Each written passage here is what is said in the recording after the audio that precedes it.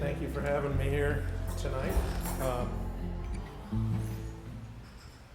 The presentation that I'm going to give is all about one particular military operation, which was called Operation Binh Tay I. In Vietnamese, that means pacify the West. That was one small part of the overall Cambodia raid of May of 1970. And the northern part into NVA, that's for North Vietnamese Army Base Area 702, is referred to as an untold story. Certainly the Cambodia raid overall is not at all untold, it's very well told. But I'll explain a little bit later into the presentation why this was the untold story. Operation Binh Tay I was the largest helicopter combat assault of the Vietnam War, and yet it's an untold story. This presentation originally was done for an organization called Freedom Committee of Orange County, and that group meets once a month in Costa Mesa, and it's a group of veterans that gives presentations on their military experience, and those are taken into classrooms in Orange County, high school, grade school, college. And is anybody in here familiar with Freedom Committee? Ever heard of it? If you're interested, I've got some cards over here that has the information on where they meet, and it's an interesting program. A lot of what I'm going to tell you about Operation Binh Tay I, even though I was a part of it, I didn't know until I learned it 3 years ago from this book, which was called 12 Days in May by Gerald Berry. And he told the untold story, and I read it with my jaw kind of dropped because I learned all kinds of things that were going on around me that I did not know. I only knew what I saw and what I heard on the radio. And so because of Gerald Berry's work, he did a lot of interviews of people that participated in Operation Binh Tay I. And because of that, I was able to I did my own book, Testimony of the Protected, which Gerald's book is just about 12 days, the military operation that I'm going to talk about today. And my book is more about my whole military testimony as well as my Christian testimony. And if anyone is interested in the book, I've donated some to the chapter. They're over here. You're welcome to have one for any size contribution to the Torrance Chapter of the SAR. Before I went into the service, I was a college student and a go-kart racer. That's what I did. And then I was only in the military for 21 months, and when I got out, I was, again, a college student and a go-kart racer. Pretty young, so, you know, the interests were limited. My training assignments, for the time that I was inducted, I went up to Fort Ord and went through 8 weeks of basic training. At the end of that, I got my assignment to Infantry as a rifleman. That was another 9 weeks at Fort Ord, doing weapons training and physical training. At the end of that, most of my classmates were assigned to Vietnam, but I was instead assigned to non-commissioned officers candidate school in Fort Benning, Georgia. That was a necessary program.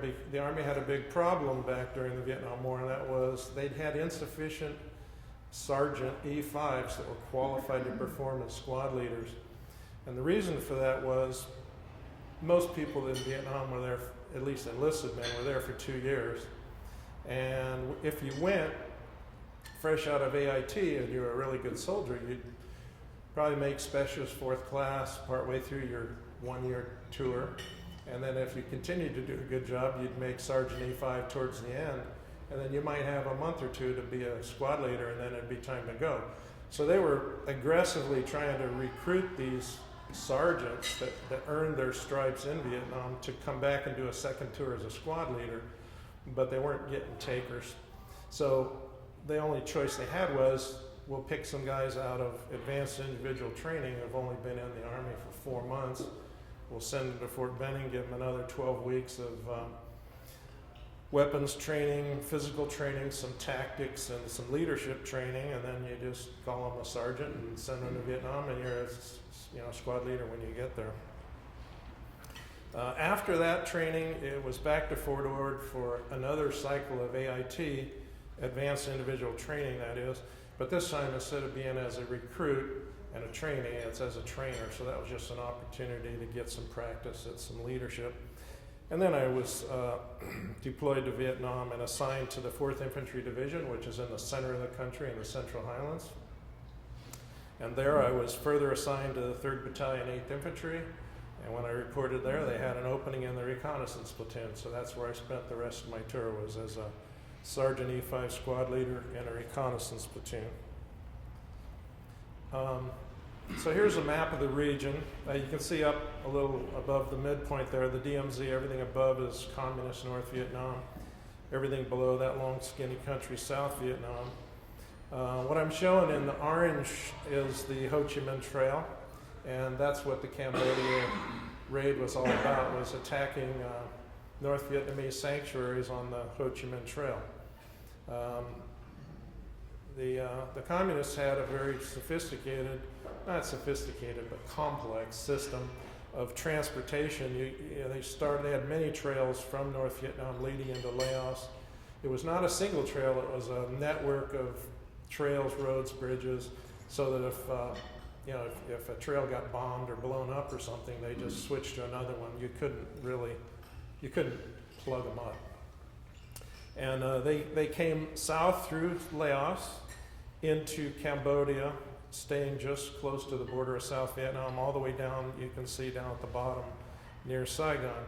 And they established these base areas in Cambodia and Laos, and those base areas were for storing goods, food, medicine, weapons. Also, when they launched offensives into South Vietnam, when they got kind of beat up and tattered, they'd come back to these base areas, and there was hospitals there and convalescent centers, and they could get themselves collected to make another attack. So it was kind of a sanctuary over there.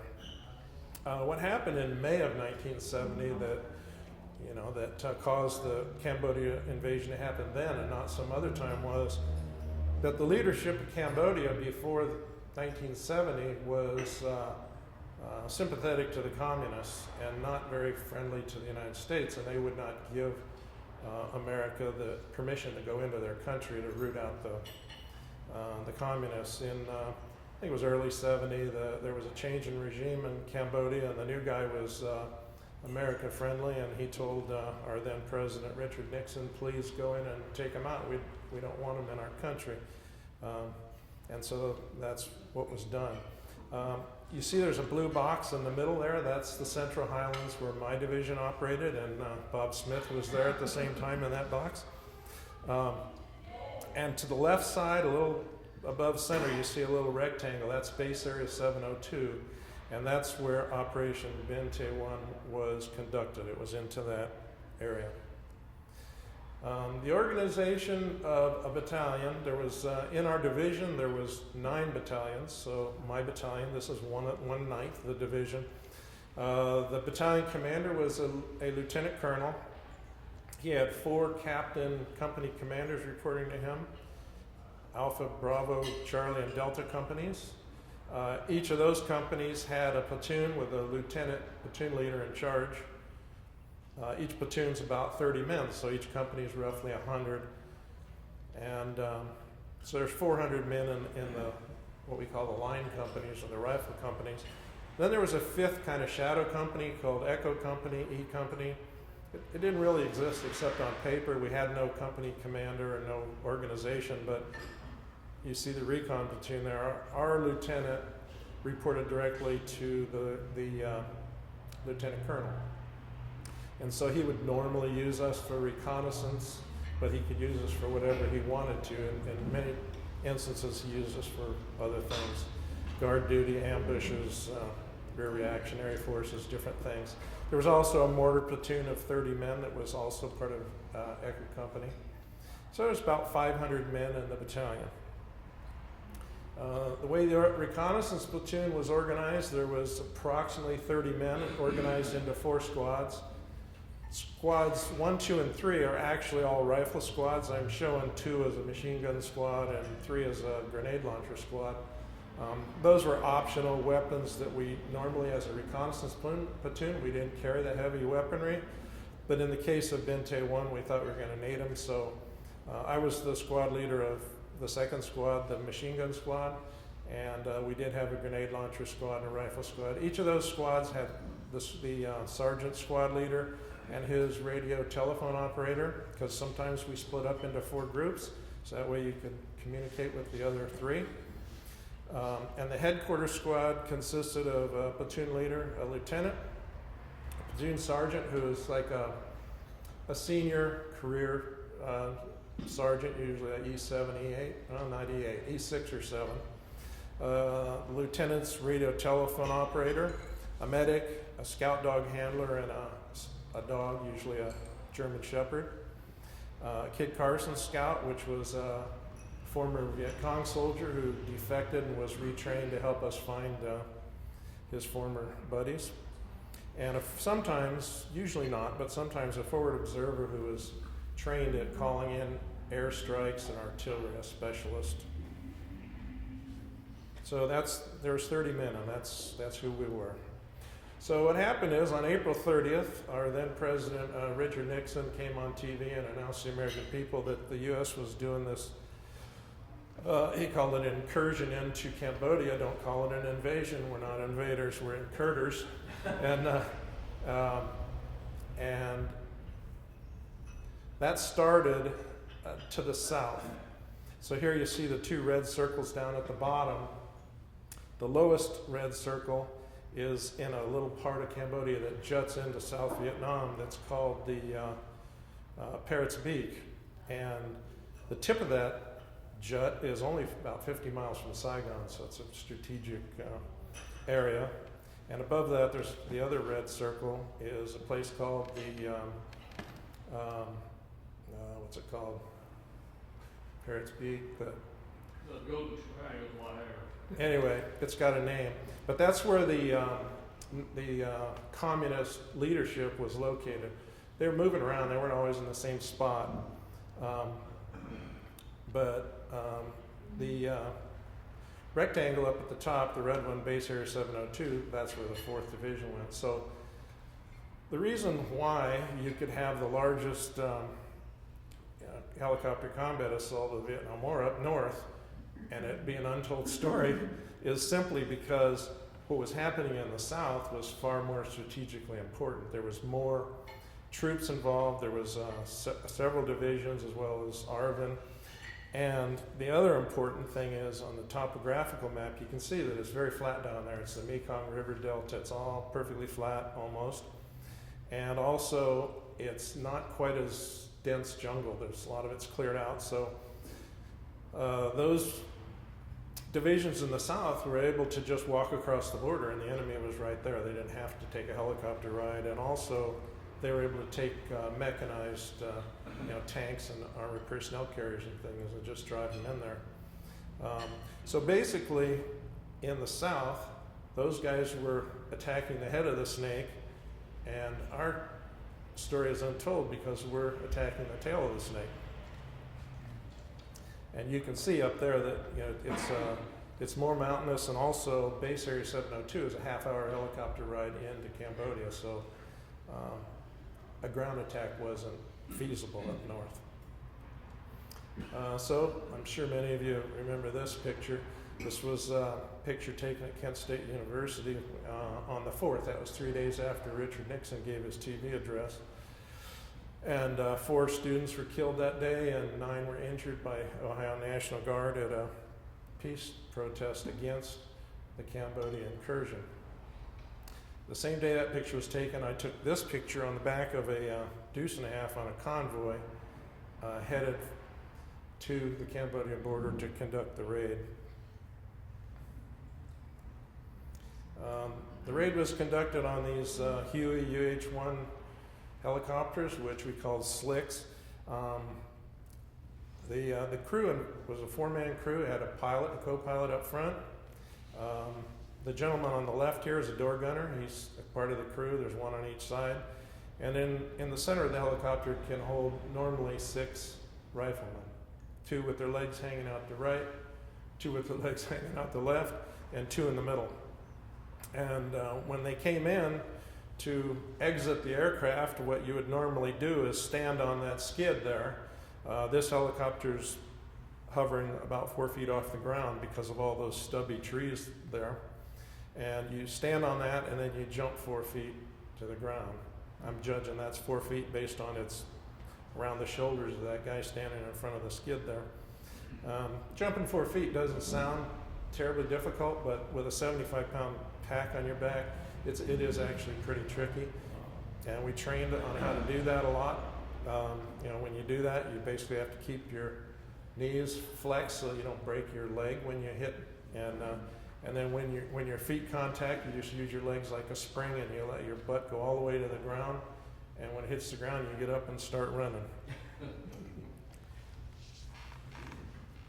So this is a picture that I took on the staging area that where we collected before the raid. This is where we left from.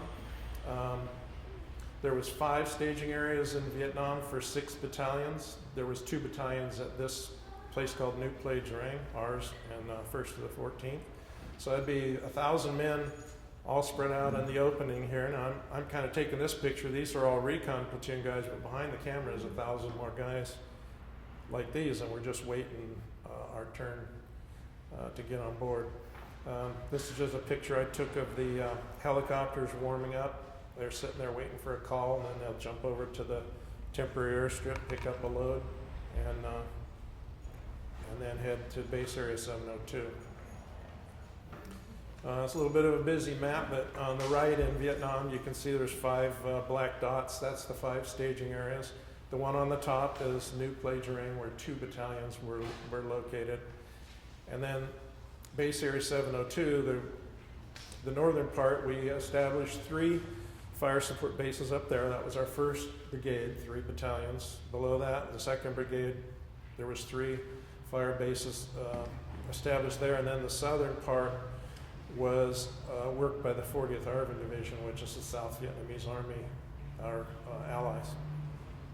So what happened was the 1st Battalion went from this Camp Holloway and went in to set up what was called Fire Support Base Currahee there. They got rejected by anti-aircraft fire.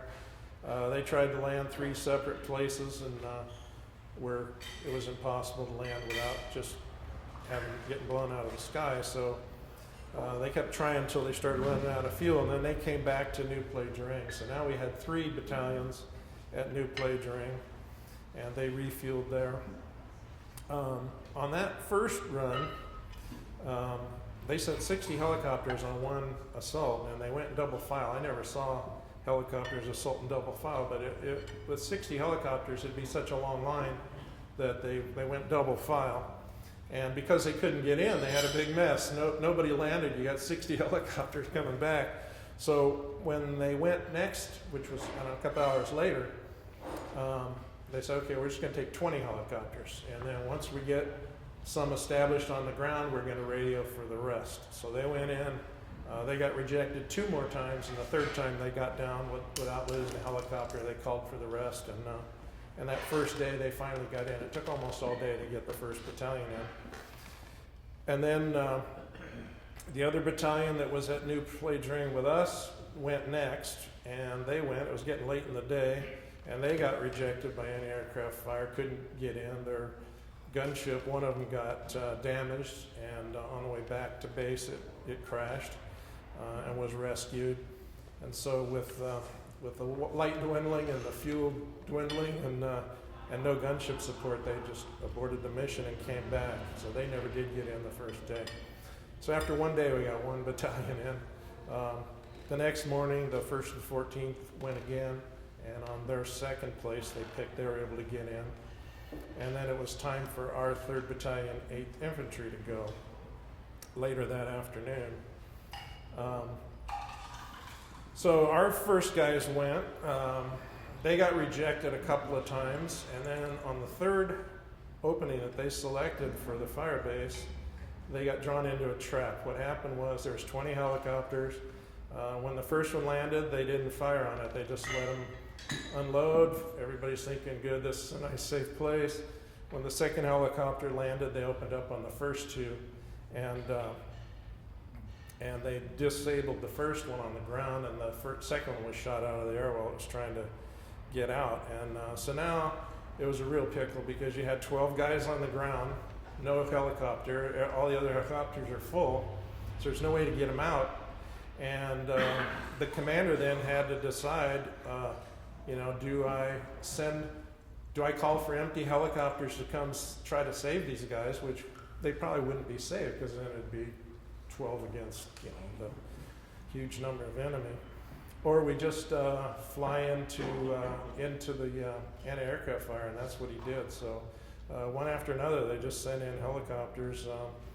Us guys in recon platoon were sitting back at New Plage Ring listening on the radio. We were listening to the helicopter pilot chatter, and we listened as a couple of helicopter pilots were shot and killed, and a couple more helicopters crashed, and it was really, really bad situation. By the end of the day, there was about 8 or 9 helicopters. Yes, sir. Oh, by the way, yeah, there will be a QA at the end, but feel free to ask a question anytime. No, go ahead. Yeah, from the line at the top, the 1st Brigade, down to the bottom line, 2 sections, how many miles is that, roughly?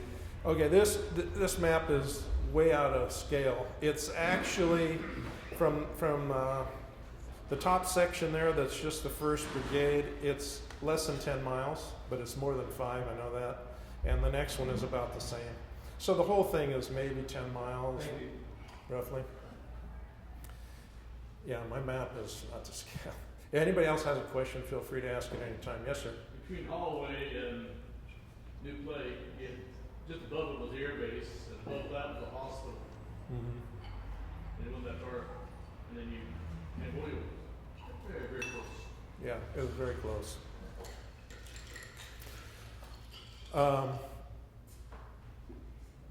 So there was about 8 or 9 helicopters that did get in. That's all they could get in.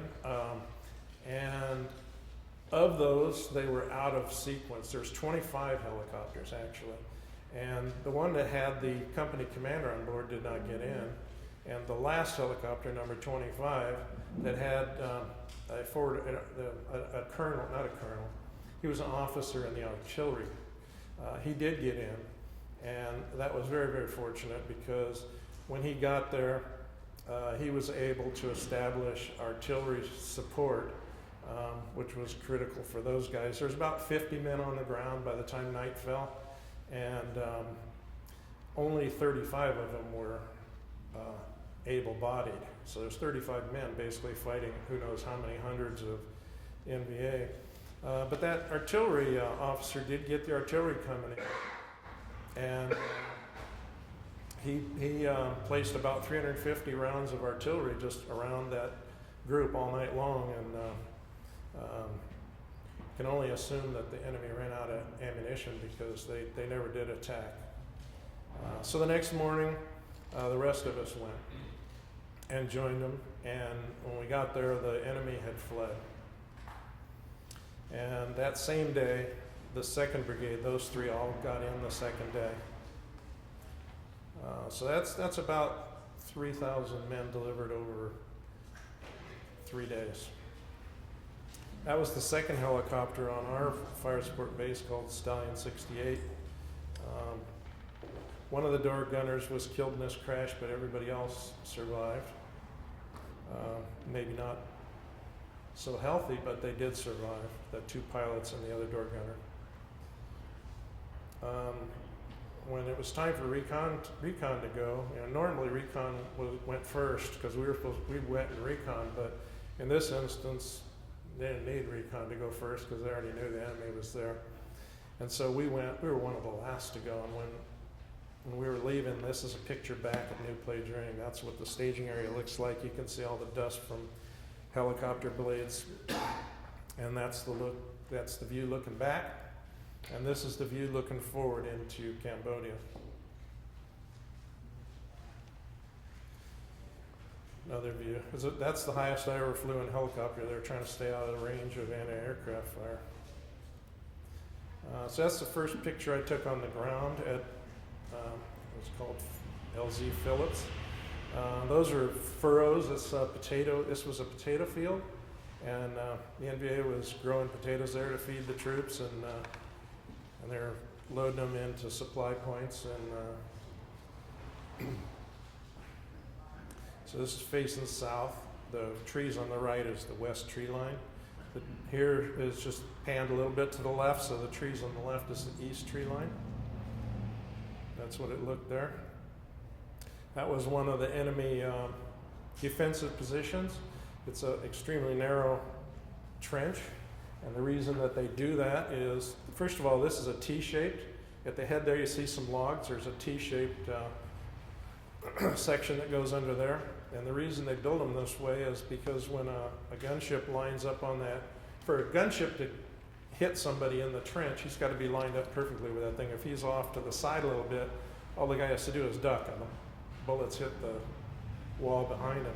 So that's the reason they made it narrow. You couldn't even pass somebody in there. But if a gunship came over and started giving them trouble, they'd just go into the head of that T and turn a corner and then wait until the gunship ran out of ammunition, and then they'd come back out again. This was a hooch that the NVA abandoned on the west side, and when we arrived, we were told go there and just wait until we come tell you what we want you to do. So we spent a couple hours just hanging out at that hooch waiting for orders. There's a couple of logs there over a trench that's kind of around the perimeter of the LZ, and that's the same hooch, and that's me on the left, and some of the squad members were just waiting for orders. About in the middle of the afternoon, they came around and said, okay, the rifle companies are all going west and south because that's where we believe the enemy structures are, and that's where we believe there's a hospital there, and that's where we think the heart of this base operation is.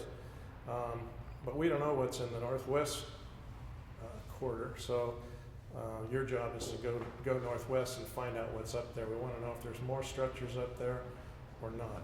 Did you have a question? They got those bandages on you?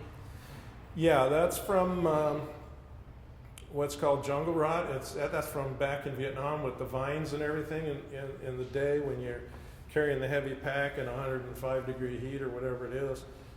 The vines cut the back of your hands, and then since you're soaked in sweat, they won't heal. You know, it's kind of like when you were in a bathtub as a kid. Yeah. Your skin gets all white. That's the way your skin was all the time. And so each night the medic would come around and clean it up with hydrogen peroxide, and if it was looking bad, he'd put a bandage on it. So that's what that was. It was very typical.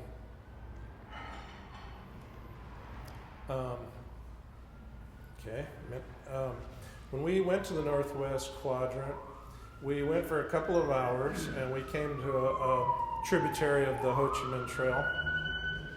It was getting late, and so we set up next to it, set up a perimeter, 30 guys in a circle, and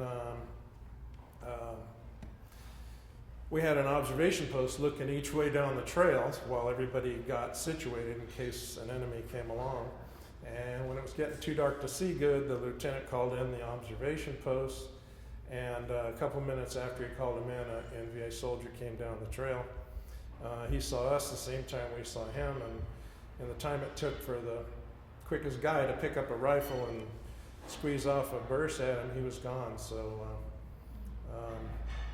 So here we were all set up. It's dark, it's too late to move, and they knew where we are, so we were pretty nervous that first night.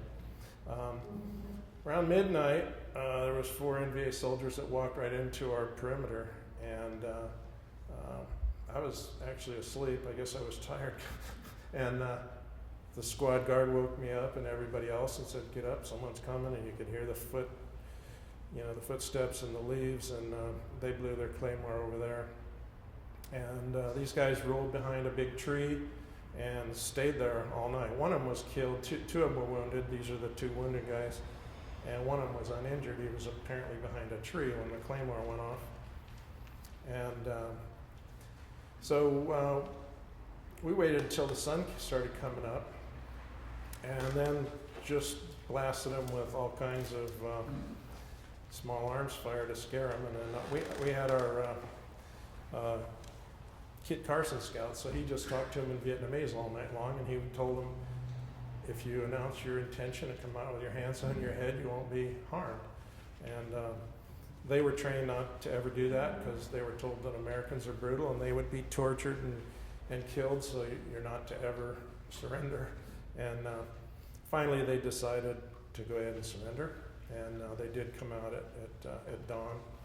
And these two wounded ones, the guy with the blindfold there is a lieutenant. He's the one that was not injured. He was a political officer. He was basically responsible for indoctrinating the troops. We received the interrogation report about a month later, and so I did find out something about these guys. But he burned a bunch of papers before he gave up, but he didn't burn his beloved pictures. He had a picture of Lenin, Marx, Chairman Mao, and Ho Chi Minh, and that's what he was using to indoctrinate the enlisted men. And when the interrogation report was issued, this guy said nothing. The other two guys told everything, what they were doing, what they used to do, who their boss was. They sung like canaries. So this is back at Fire Support Base Phillips. We brought them back there. That's what's in the rear, that light area. That's the Fire Support Base.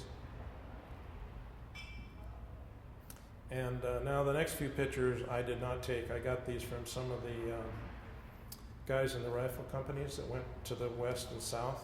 But this was a typical storage structure that they burned down. So that big one on the left would hold rice. The double-storied small one I said right, I meant left, would hold rice. The double-story one on the right would have beans in one and corn in the other. So that was where they stored the food for the troops, and those were burned down. In the base area, there was no civilians, no villages, no nothing. Everybody that was there was a combatant, and so everything that was found was destroyed. Over 2,000 above-ground structures were destroyed. That was a training facility.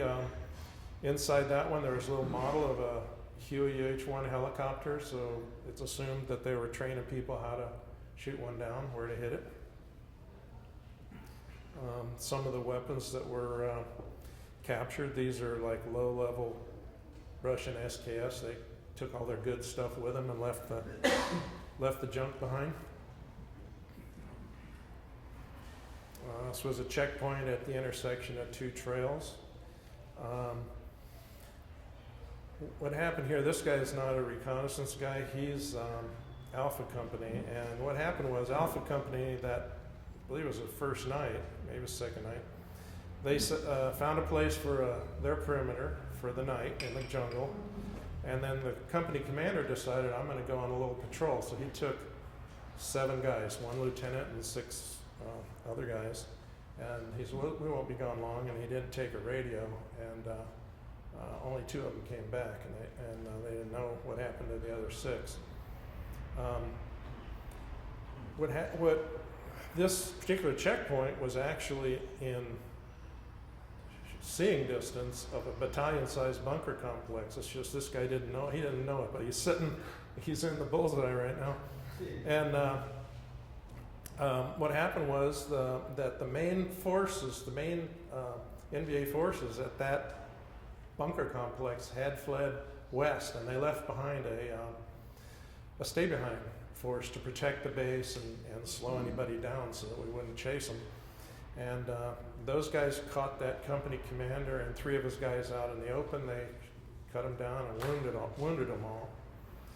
And so the lieutenant that was there, it was a guy we knew. He used to be our platoon leader at one point. He left 2 guys to stay with the wounded guys, and then he went back to get help with 1 other guy. And while he was gone, one of the guys that was not wounded crawled out there to try to pull one of the wounded guys to safety, and he and the other guy were both shot and killed. The NVA came down and they scooped up the remaining 3 wounded guys and took them as prisoners of war. And 2 days later,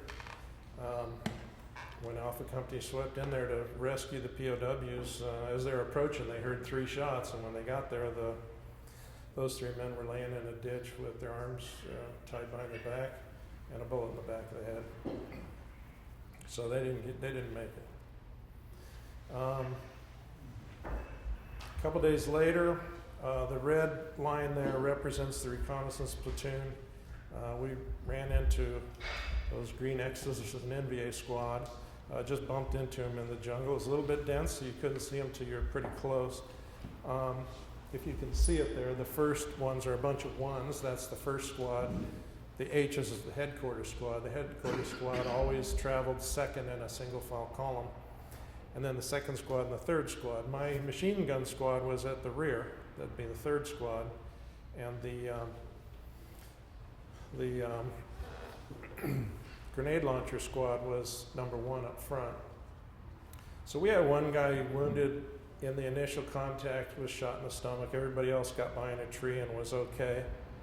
And so we kind of had a standoff. It was just, we were firing red tracers. We always fired red tracers because we were nervous about our size. We wanted the enemy to think we were bigger than we were. So whenever we made contact like that, we would, on a signal, everybody would fire 1 whole magazine of tracer rounds all at once. And so it just intimidate the NVA, and we wanted them to be thinking defensively, like, how do I get out of here, not offensive. And when we did that, they came back with green tracers. So we had red and green laser light show going on. It was something. But it was kind of a standoff, everybody was behind a tree. And so what our lieutenant did is he called in artillery about 100 meters across that trail. And once it hit, he started just inching it in, 25 yards at a time, 25 meters at a time. Just kept coming until they were silenced.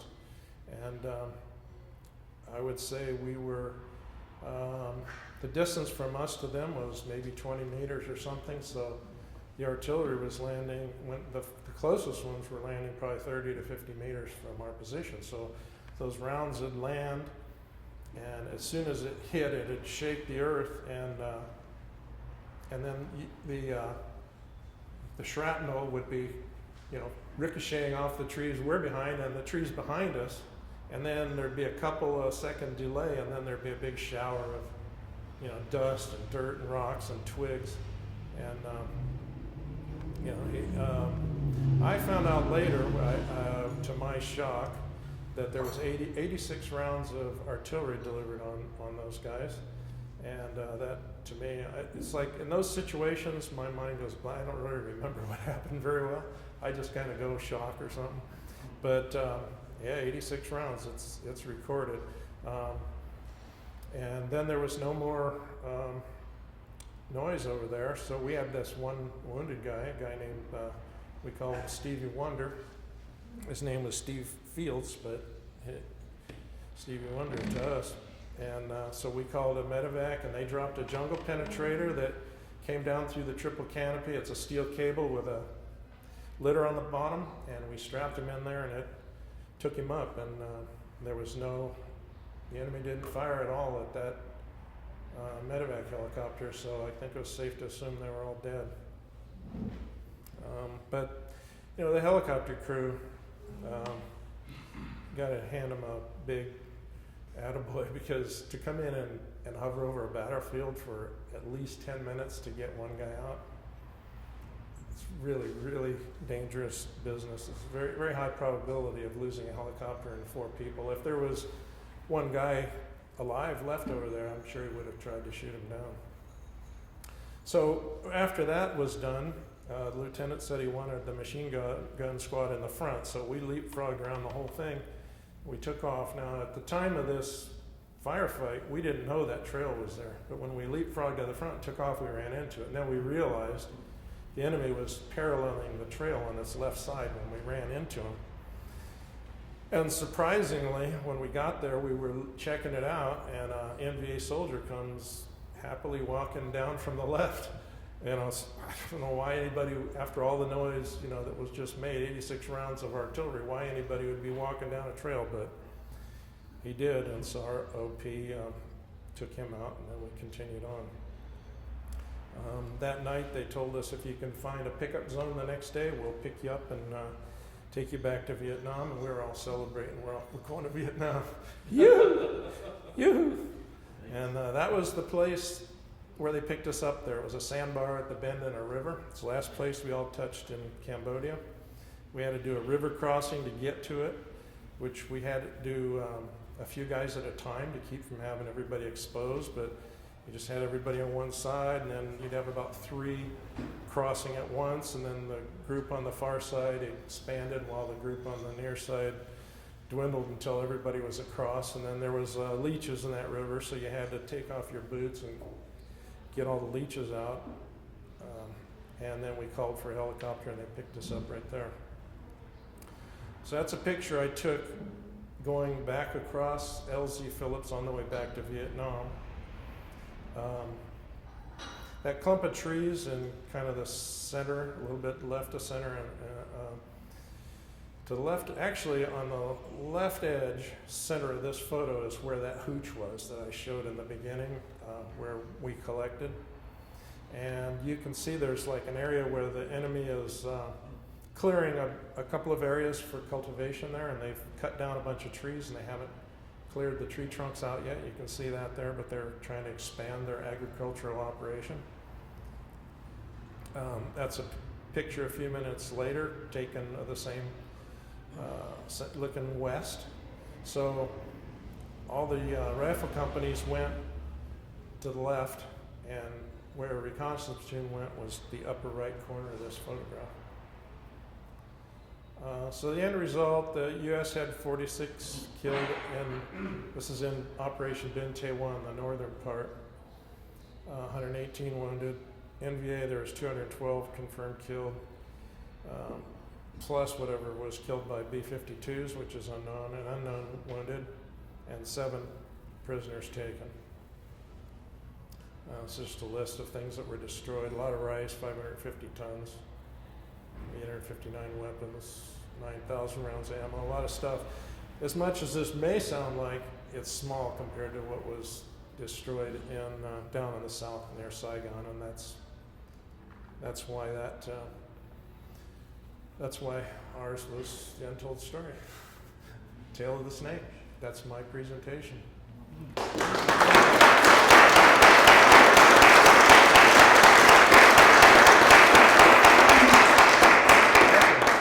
Thank you for your service. When you came back, you said you went back to college, racing some go-karts. Was it challenging for you to get back into society, or was you just glad to be back? I was just glad to be back, and it didn't seem particularly challenging to me. I don't know if it was good fortune or bad fortune, but I got back in the middle of a week, and my college classes started the next Monday, so I didn't have any time to. It doesn't sound like a good deal, but in a way it was maybe good because I had something to focus on right away. And that's basically the way I lived my life for several years, was just focusing on, studies and racing, and I didn't do anything else, and didn't really interact. I didn't feel challenged, but I think I was. Yes, sir. The NVA weaponry that they used to try to bring the helicopters down, was that just concentrated small arms fire, or did they actually have specialized ordnance? It was AK-47s and 51 caliber machine guns. What I refer to as an anti-aircraft is a 51 caliber machine gun. So it's a machine gun that's too big for one person to carry on his back. It's a big heavy cruiser machine gun.